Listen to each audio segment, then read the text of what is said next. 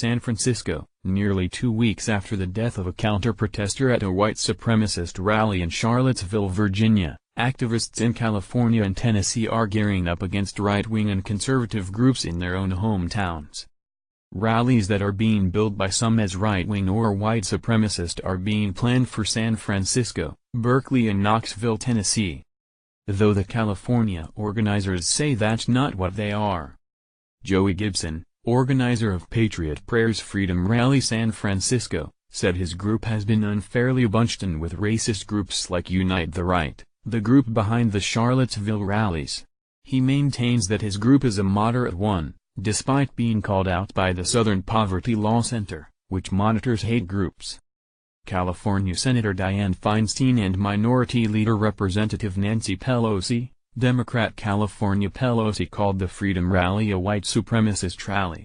She called for the National Park Service to deny the permit for the rally, which is being held on Crissy Field in San Francisco's Marina District. Gibson said he expects many of the protesters are coming with the expectation that the event will mirror that of Charlottesville. The goal is to get them to reconsider their ideas, Gibson said. More, is there a protest near you today? Rallies against hate, Trump pop up across USA in Waco.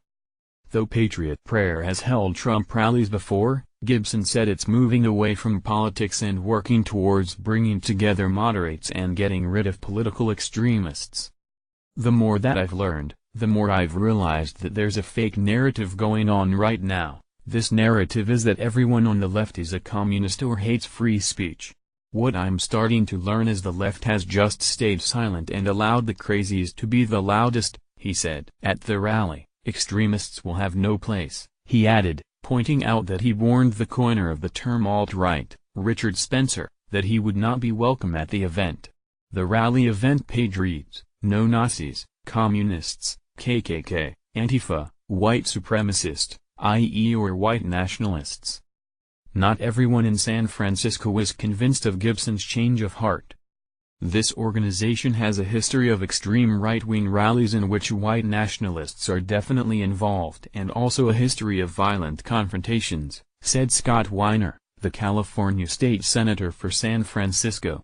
I know they're trying to portray themselves as being against the white supremacists, but from what I can tell that claim rings hollow.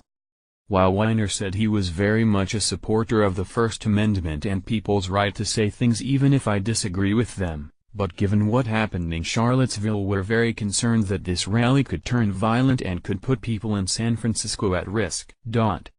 If the rally does happen, a host of groups plan events in protest. A counter-march called by the International Longshore and Warehouse Union will begin at the union's headquarters on the waterfront and head to Crissy Field. Not all protest groups will be heading there. San Francisco community leader Juanita Moore will host the official rally and March for Equality in the city's Castro district.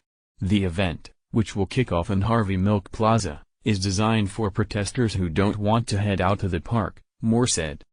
I support the people who do want to go to Crissy Field and be there while the rally's happening. It wasn't going to work for me, Moore said. I'm an older drag queen. I'm not going to make it out to Crissy Field in my heels. I knew I could stand in one spot and share my feelings with people there. The non-profit event includes speakers and an art station for protesters to make posters at. Attendees will also march from Harvey Milk Plaza to City Hall Saturday afternoon. The protest encourages donations to various organizations including the Southern Poverty Law Center, the Transgender Law Center, the San Francisco NAACP, Planned Parenthood and Muslim advocates. Other counter-protests include a mobile dance rally, a paddle-out for boaters and surfers on the San Francisco Bay, a mass sand angel-making event at the ocean and a clown gathering among other, more traditional, protests. In addition, the Jewish Bar Association of San Francisco launched an Adopt a Nazi, Not Really, plan to sponsor those who attend the Patriot Prayer rally by donating money for each attendee to the Southern Poverty Law Center. The plan is based on one adopted by the German town called Wunsiedel, where Nazi Rudolf Hess was once buried.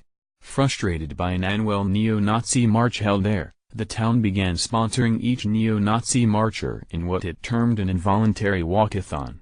All the money raised went to groups that helped people escape extremist groups. By Tuesday the lawyers group had raised over $100,000 in pledges. On Sunda,